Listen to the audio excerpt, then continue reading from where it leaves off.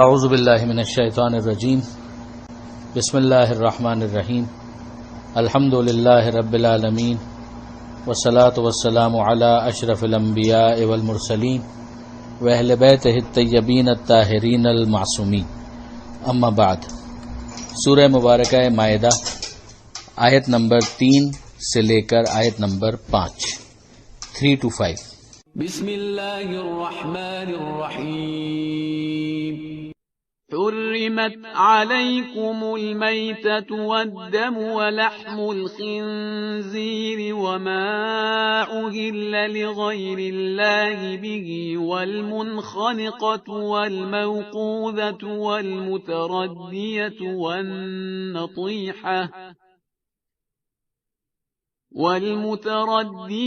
والنطيحة وما أكل السبع إلا ما ذكيتم وما ذبح على النصب وأن تستقسموا بالأزلام ذلكم فسق۔ اليوم يئس الذين كفروا من دينكم فلا تخشوهم واخشون اليوم أكملت لكم دينكم وأتممت عليكم نعمتي ورضيت لكم الإسلام دينا، فمن اضطر في مخمصة غير متجانف لإثم فإن الله غفور رحيم۔ يسألونك ماذا أحل لهم قل أحل لكم الطيبات وما علمتم من الجوارح مكلبين تعلمونهن مما علمكم الله فكلوا مما أمسكن عليكم واذكروا اسم الله عليه واتقوا الله إن الله سريع الحساب۔ اليوم أحل لكم الطيبات وطعام الذين أوتوا الكتاب حل لكم وطعامكم حل لهم، والمحصنات من المؤمنات والمحصنات من الذين أوتوا الكتاب من قبلكم إذا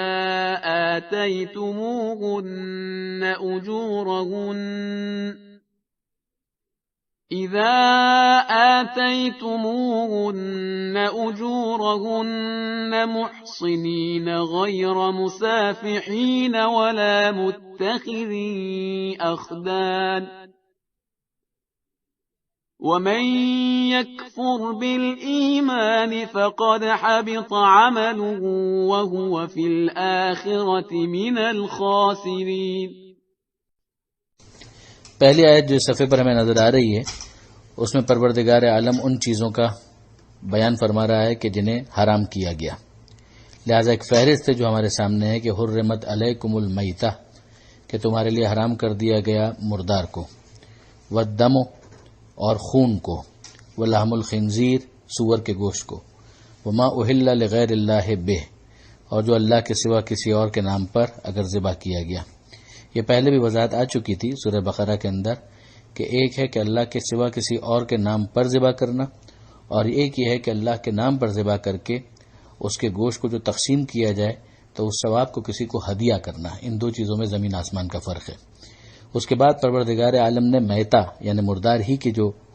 عنوان اور ٹائٹل قائم کیا تھا اس کے مزید مصادیق یعنی اس کے اپلیکیشنز کو یہاں پر بیان کیا کہ والمنخنقہ، یہ وہ جانور کہ جس کو گلا گھونٹ کر مار دیا گیا ہو، والموقوذہ لکڑی وغیرہ سے اگر پیٹ کر اسے مار دیا گیا ہو، والمتردیہ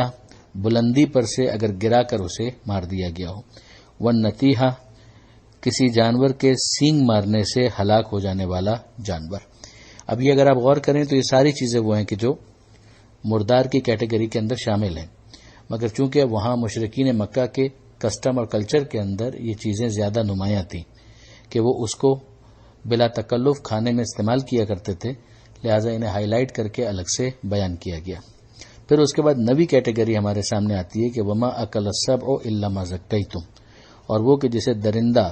کھا جائے مگر یہ کہ تم اس کا تزکیہ کر دو۔ تو تزکیہ کرنے کا مطلب ہی یہ ہے کہ اس کو جا کر پراپر طریقے سے سلاٹر کر دیا جائے، کہ اگر دیکھا ہے کہ جانور کو ایک درندے نے چیر پھاڑ کر ختم کر دیا تو اب وہ میتا ہو گیا، یعنی مردار کی کیٹیگری کے اندر چلا گیا، تو اب اس کو حلال سمجھنا غلط ہوگا۔ لیکن اگر اس کی زندگی میں ہی اس کو اپروچ کر لیا اور اس کو پراپر طریقے سے جو 4 رگیں کاٹنے کا سلسلہ ہے، قبلہ رخ کرنے کا ہے، اور اسی طریقے سے اللہ کا نام لینے کا جو معاملہ ہے، تو تمام شرائط اگر پوری ہو جائیں اس کے مرنے سے پہلے، تو پھر اس کا گوشت جو ہوگا وہ حلال ہوگا۔ وما ذبح علی النصب، اور جو بتوں کے اوپر ان کی بھینٹ چڑھایا جاتا ہے اور جو وہاں پر ذبح کیا جاتا ہے۔ وان تستقسموا بالازلام، اور جو جوئے والے تیروں کے ذریعے سے تقسیم کیا جاتا ہے۔ تو یہ بات پہلے بھی سورہ بقرہ کے اندر ہم اس کو ڈسکس کر چکے کہ جوئے کو پروردگار عالم نے حرام قرار دیا ہے، اس کی تقسیم کسی طریقے سے بھی ہو۔ یہ وہی جو ان کا انداز تھا اس کی یہاں پر خاص طور پر ذکر کر کے ممانعت کی جا رہی ہے۔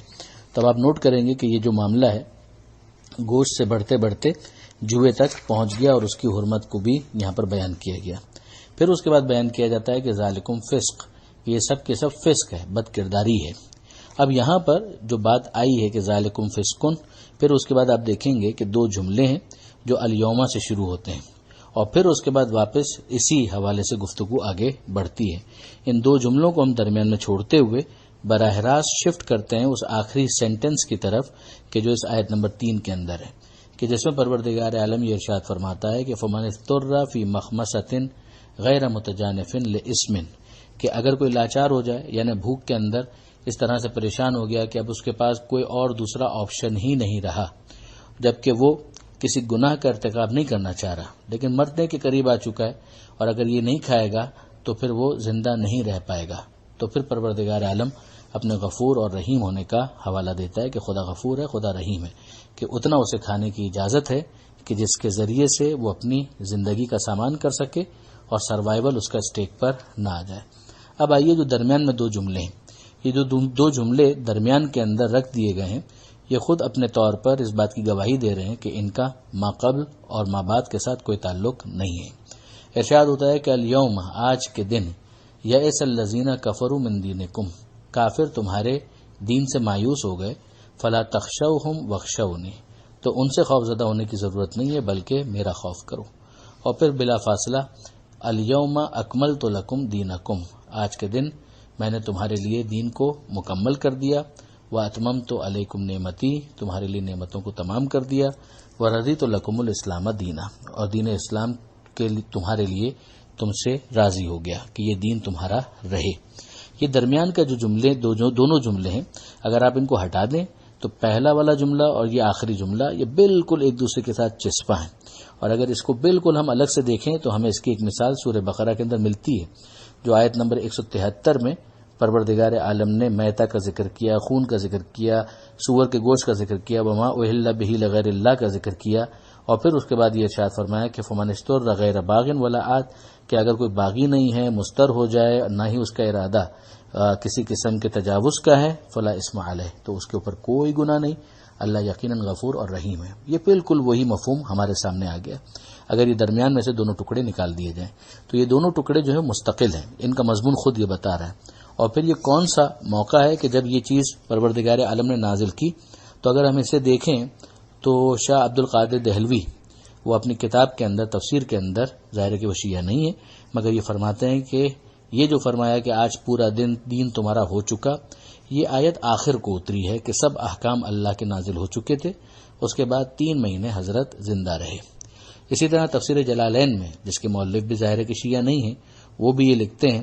کہ ذالکم فسق پر جو جملہ ختم ہو جاتا ہے، بعد والے جز سے پہلے بیچ میں انہوں نے لکھا ہے کہ نزل بعرفہ حجۃ الوداع،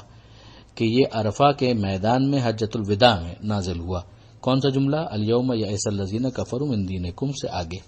تو انہوں نے تو زمانہ نزول بھی بتا دیا۔ اب انصافاً اگر ہم دیکھیں تو ہمارے پاس جو اہل بیت کے ذریعے سے جو روایت آئی ہے اور جو بعض علماء اہل سنت بھی اس بات کے قائل ہیں کہ یہ 18 ذی الحجہ کو غدیر خم کے میدان میں حضرت علی علیہ السلام کی مولائیت کے اعلان کے بعد پروردگار عالم نے اس آیت کو نازل کیا اور یہ حصہ مستقل تھا جو درمیان کے اندر رکھ دیا۔ علامہ سید علی نقی صاحب کا اس حوالے سے بہت عمدہ ایک تبصرہ ہے۔ وہ فرماتے ہیں کہ یہ حیرت ہر ایک متجسس ذہن کو بہرحال ہونا چاہیے کہ اس صورت میں یہ آیت حرام جانوروں کی حرمت اور عالم استقرار میں ان کی حلیت دونوں کے درمیان حد فاصل بن کر آخر کیوں کر وارد ہو گئی، اور اس نظیر کے ہوتے ہوئے جب 22ویں پارے کے شروع میں سورہ احزاب کی آیت تطہیر کو ہم کہتے ہیں کہ وہ مستقل آیت ہے جس کے لیے بین الفریقین شان نزول کے روایات اور احادیث موجود ہیں، تو سیاق و سباق کو پیش کر کے اس کا قطعی انکار کرنا کہاں درست ہو سکتا ہے۔ ہم اس بحث کو یہیں پر چھوڑتے ہیں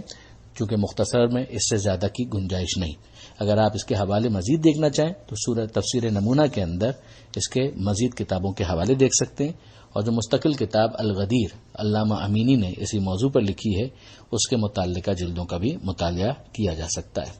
آگے پروردگار عالم یہ ارشاد فرماتا ہے کہ یسألونک ماذا احل لہم، کہ یہ لوگ سوال کرتے ہیں کہ ان کے لیے کیا حلال کیا گیا ہے۔ قل، اے حبیب ان سے کہہ دیجئے، احل لکم الطیبات، تمام پاکیزہ چیزیں تمہارے لیے حلال کر دی گئی ہیں۔ یعنی اس کا مطلب کیا ہوا کہ ان پرنسپل ساری پاکیزہ چیزیں حلال ہیں، سوائے اس کے کہ انسان طبیعت کے اندر ذاتی تنفر کی وجہ سے اس چیز سے نفرت کرتا ہو، اور یا پھر شریعت نے اس کو الگ سے بیان کر دیا ہو کہ یہ تمہارے لیے حرام کی گئی ہے۔ وما علمتم من الجوارح مکلبین،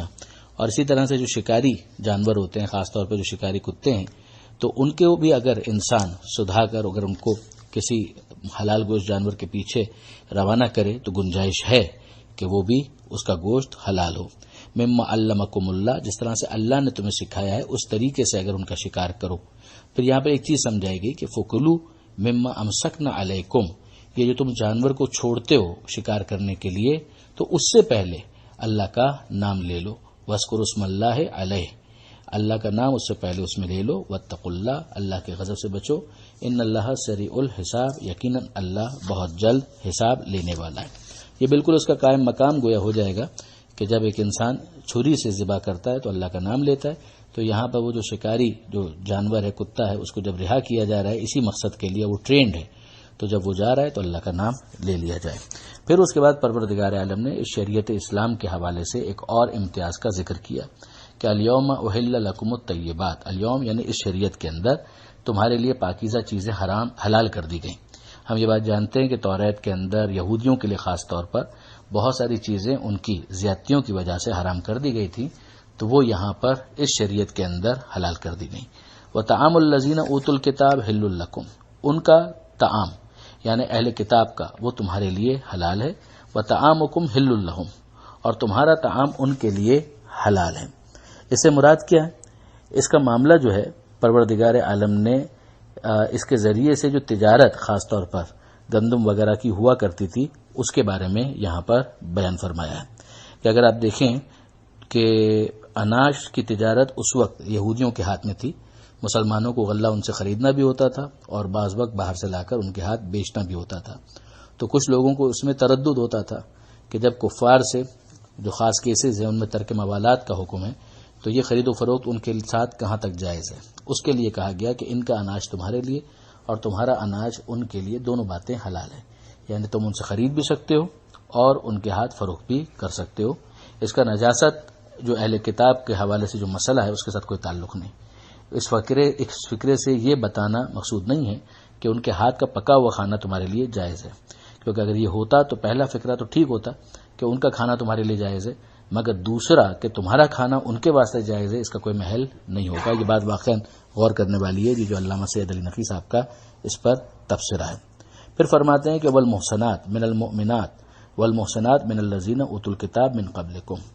اسی طریقے سے جو پاکیزہ کردار والی جو مومنہ خواتین ہیں اور اسی طریقے سے جو اوتوا الکتاب اہل کتاب ہیں ان کے اندر جو اس طرح کی خواتین ہیں ان کی بھی حلیت کا یہاں پر اعلان کیا جا رہا ہے، مگر کس طرح سے؟ اذا آتیتموہن اجورہن، کہ اگر تم ان کی اجرت ان کو دے دو۔ ہم یہ بات پہلے بھی 5ویں پارے کے آغاز میں اس کو دیکھ چکے ہیں سورہ نساء کے اندر کہ یہ تعبیر عقد موقت کے لیے استعمال ہوتی ہے، ٹیمپریری نکاح کے لیے جس کو نکاح متع کہا جاتا ہے.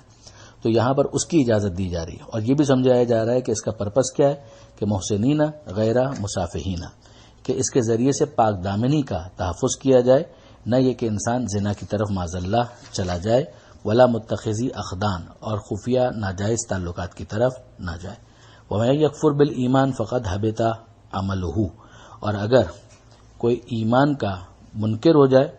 اور اگر ایمان کی بجائے کفر اختیار کرے تو اس نے اپنے اعمال کو ضائع کر دیا، اکارت کر دیا. وَهُوَ فِي الْآخِرَةِ مِنَ الْخَاسِرِينَ، اور وہ آخرت میں گھاٹا اٹھانے والا ہو جائے گا. لیکن اس کے اندر جو پاک دامن کا جو لفظ استعمال کیا ہے محسنات کا، وہ بہت اہم ہے، جس کی طرف توجہ کرنے کی ضرورت ہے. اس کے بعد جو آیت ہے، آیت نمبر 6 سے آیت نمبر 9، وہ اگلے صفحے پر ہے، تو انشاءاللہ کل اس پر گفتگو ہوگی. پروردگار عالم سے دعا ہے کہ قرآن مجید سمجھنے اور اس پر عمل کرنے کی توفیق عطا فرما، اور وارث قرآن امام زمانہ کے ظہور میں تعجیل فرما. وآخر دعوانا ان الحمد للہ رب العالمین.